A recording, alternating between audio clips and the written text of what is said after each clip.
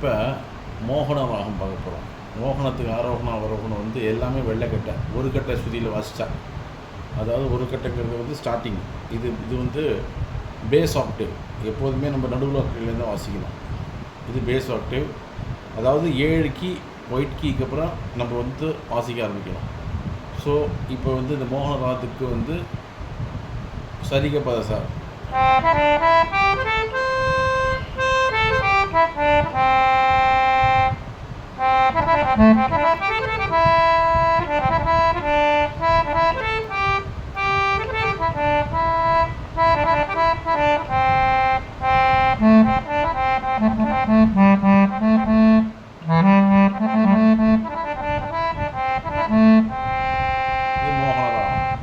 இதில் ரீயை சேஞ்ச் பண்ண போகிறேன். சேஞ்ச் பண்ணால் நம்மளுக்கு வரக்கூடிய ராகம் வந்து ரசிக ரஞ்சனி.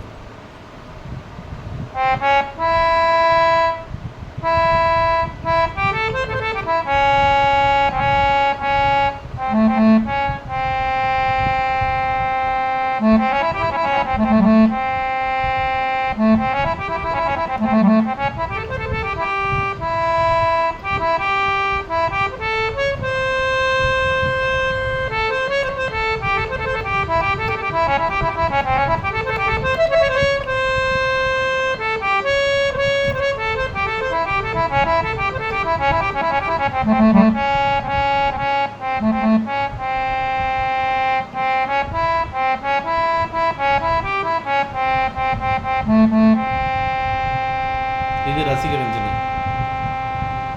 இப்போ மோகனத்தில் ரீயை சேஞ்ச் பண்ணியாச்சு. ஸோ அடுத்தது வந்து காவை சேஞ்ச் பண்ண போகிறோம்.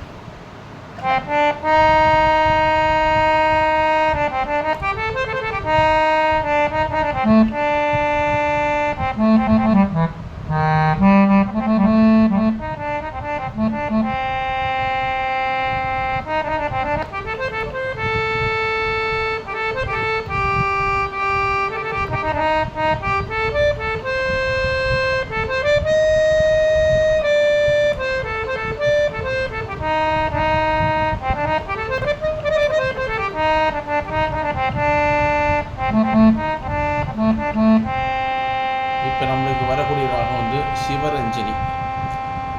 இந்த சிவரஞ்சனியில் வந்து நம்ம அப்பப்போ ஒரு ஒரு கருவேப்பிலை மாதிரி இந்த மேல் காந்தாரத்தை லைட்டாக டச் பண்ணி, இல்லை இந்த தெய்வத்தை மோகனத்தோடைய கருப்பு மோகனத்துக்கு இல்லாமல் இந்த தெய்வத்தை டச் பண்ணோன்னா நம்மளுக்கு அதுக்கு பேர் மிஸ்ர சிவரஞ்சனின்னு பேர். ஸோ இப்போ நம்ம மோகனத்தை என்ன பார்த்தோம்னா காவை சேஞ்ச் பண்ணி பார்த்தோம். மோகனம் கா, இது நம்ம இந்த கா சேஞ்ச் பண்ணி பார்த்தோம். இப்போ அடுத்தது மோகனத்தில் தாவை சேஞ்ச் பண்ண போகிறோம்.